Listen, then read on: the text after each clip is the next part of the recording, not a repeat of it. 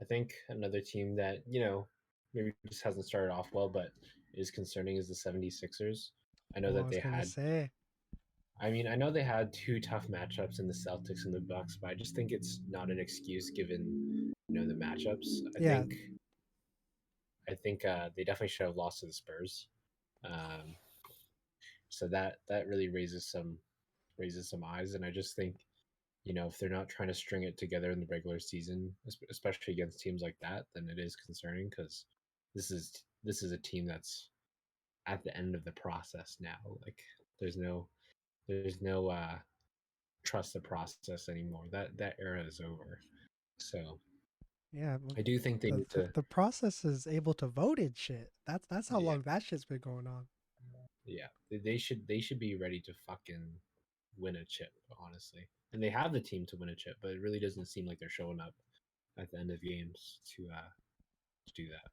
Yeah, no. To expand on that, it's looking very shaky to say the least. Obviously, it's the first three games, so you take all that with the biggest grain of salt you can. But when I watched that first Sixers game where it was them in Boston, they were keeping pace. I think for the first bit, trading bucket for bucket at least. Tobias Harris had a super solid showing.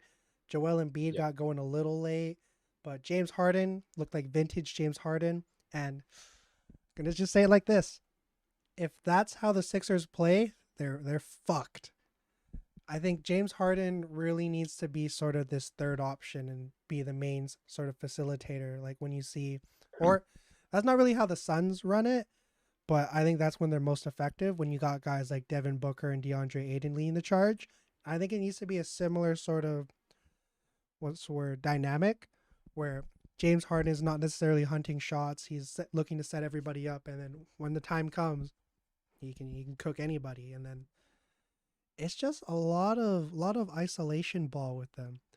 There were Yeah. multiple times where it was only really Harden or Embiid getting a touch, and them two men gaming it, which you love to see. That's effective for sure, but it's it's looking like very very ineffective basketball when it comes to the playoffs. I think looking at the roster moves they made, it's a lot of you're going back to something that was kind of successful, but in the grand scheme of not winning a championship, can't be named that because they're looking like the Philadelphia Rockets, Daniel Yeah. House, PJ Tucker, all that, and yeah, it's just with the way they play basketball.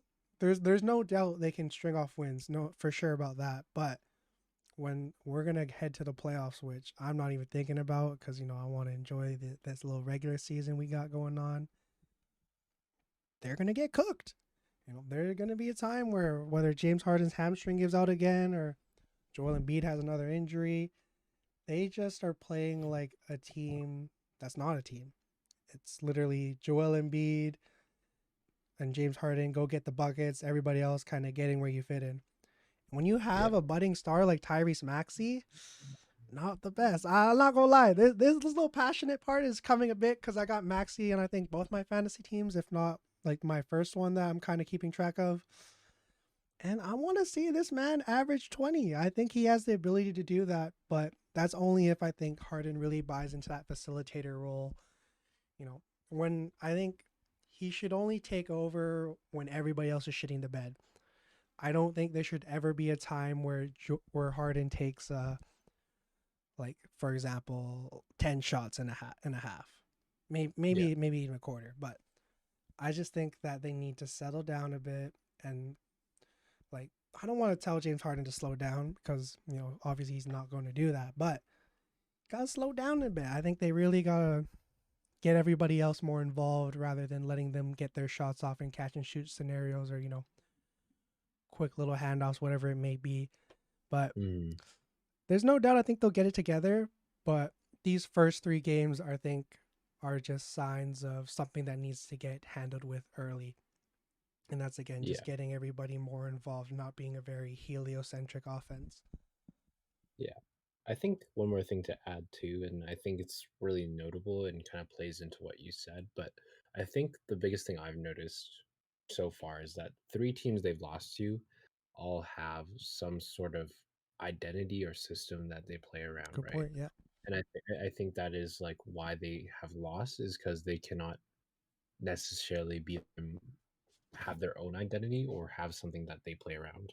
Because in my mind, you're totally right. Like I think James Harden doesn't need to slow his well, in some sense he does need to slow his game down, but he really needs to focus on kind of moving the ball around the floor more. Because I mean, he does have players who are competent enough to kind of make that work, right? PJ Tucker is percentage in a percentile kind of conversation is one of the best corner shooters that the league has ever seen. They have players like you mentioned, like Tyrese Maxey, who can really just create his own shot. And to find players like that on the floor, mixed with obviously Joel Embiid, who is really all around the best stretch player, I think, in the game right now.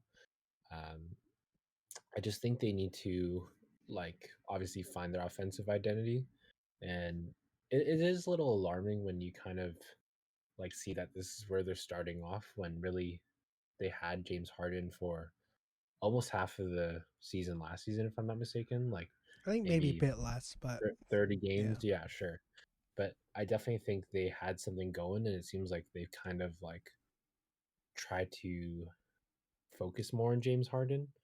Um, and I think that's really taking away from what was kind of working in the beginning of or the end of last season, um, where it was like really just like really back and forth pick and roll offense that had a lot of um, like shifting and kind of sorry, I'm just like at a loss for words, but like pretty much pushing it out to other players on the floor, right? Like it was like pick and roll with Joel, where he would kind of set that for James Harden, and it would be James Harden finding his shot or finding someone else on the floor. Like that was working, or he'd throw a lob up to Joel. Like I just think that right now they're playing, like you mentioned, a lot of ISO ball, which is unhealthy basketball, and it will not ever win a championship, as you've seen it with James Harden in the past. Amen. Yeah, I like the point you brought up where the teams that they've played all have identities. I mean, even the Spurs, we know that Pop's going to keep everybody honest. It's not going to be anybody one man show. But Yeah. I mean, I think the thing that really set it off. This is the last thing I think we'll say about the Sixers, unless you got anything to add. That one possession, the one I'm talking about with James Harden gave Marcus. I think it was Marcus Smart.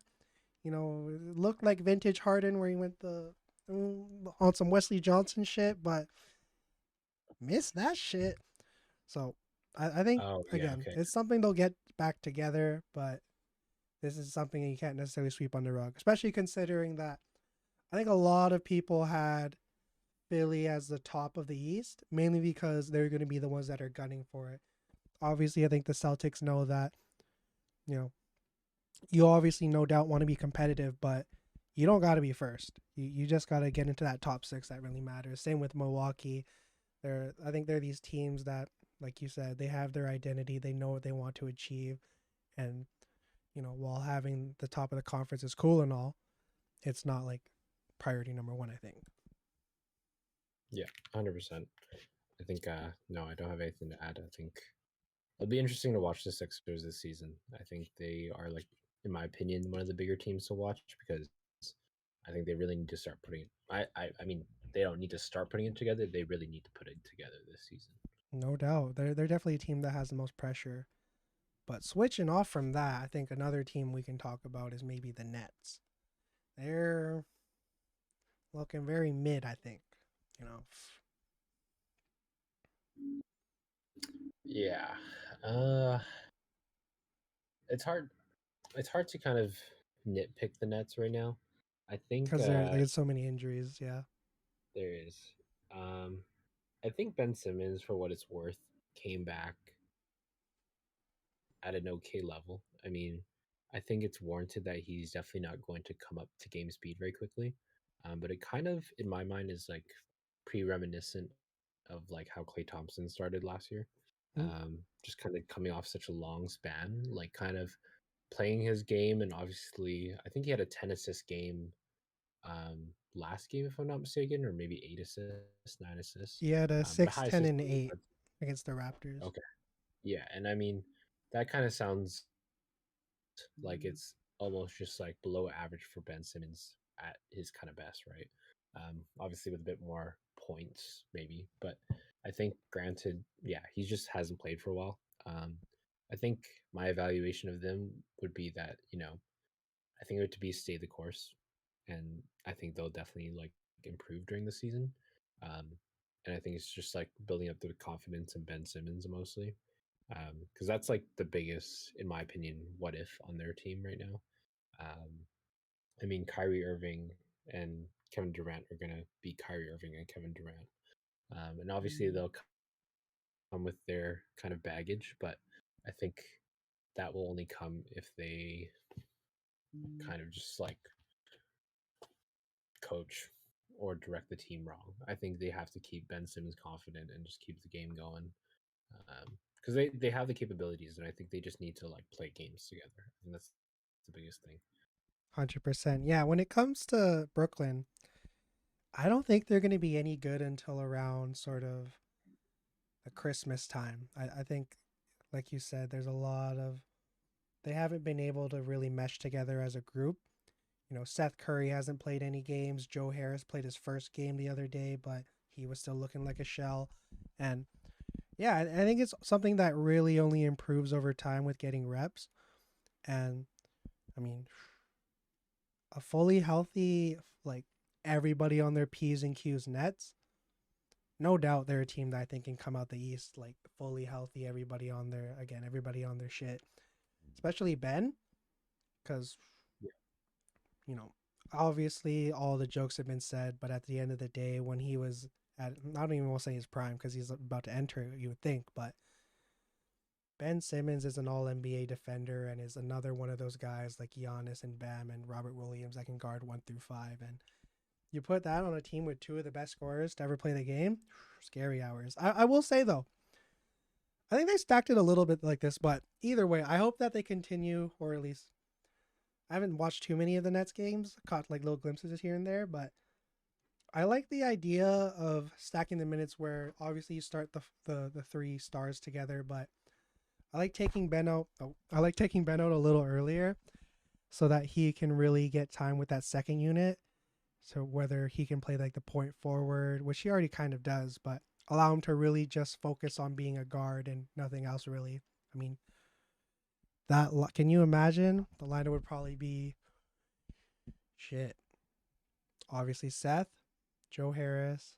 What other shooters? That Royce O'Neal's actually playing pretty solid to start the year. I think you obviously have Ben, and then maybe Kai, or somebody else that's a solid shooter. Because I don't like the idea of Claxton and Ben on this court together. But if there's anybody that's on the hot seat, it's Steve Nash. And once he gets all his pieces back together, I'm sure he'll be able to make something out of it. Because as much as we give him shit, I've come to the realization that he's I don't want to say he's done best with what he has, because what he had was three of the greatest players to ever play the game, and that was a second round exit. But when you take everything in context, he's done what he can. I hope he doesn't get fired, but if there's anybody that is going to get fired, I think it's him. But we'll see. Do you think the Nets are for sure top 6, or you think there's a chance of them falling to the play-in? I was, I think I've been thinking of this, and I watched Kenny Beecham's video on this, like kind of ranking his projection, and I think it's pretty accurate. Like I have the Celtics at the top in my opinion, and then I do have the Bucks. Um, the 76ers probably intermingle with the Bucks, so maybe for second and third. Um, and then it gets interesting because you have teams like the Heat, the Bulls, if they're healthy, um, and the Cavs. Did I say the Cavs? No. No, not yet, but But yeah, like those three teams, like the Cavs, the Bulls, the Heat, they're all teams that are kind of poised to obviously kind of, I think, mingle with the 5 through 8, like kind of positioning. So I don't have them, I think, scratched in for the top 6 seeds just yet. I think they could definitely be the team though, in terms of like what the Celtics did last year, where the second half of this season they really start to turn it around and really start to make some noise. Because I mean, we've already saw that in past seasons with this current roster, or at least the remaining of the current roster. Like obviously with Kyrie and Kevin Durant, where they had like large spurts of wins. I think they could do that on a more consistent basis and really take over the second half of the season. Um, so you know what? I'm gonna go ahead and say they're gonna be in the top 6. I'm just gonna say it. Yeah, you know what? Me too.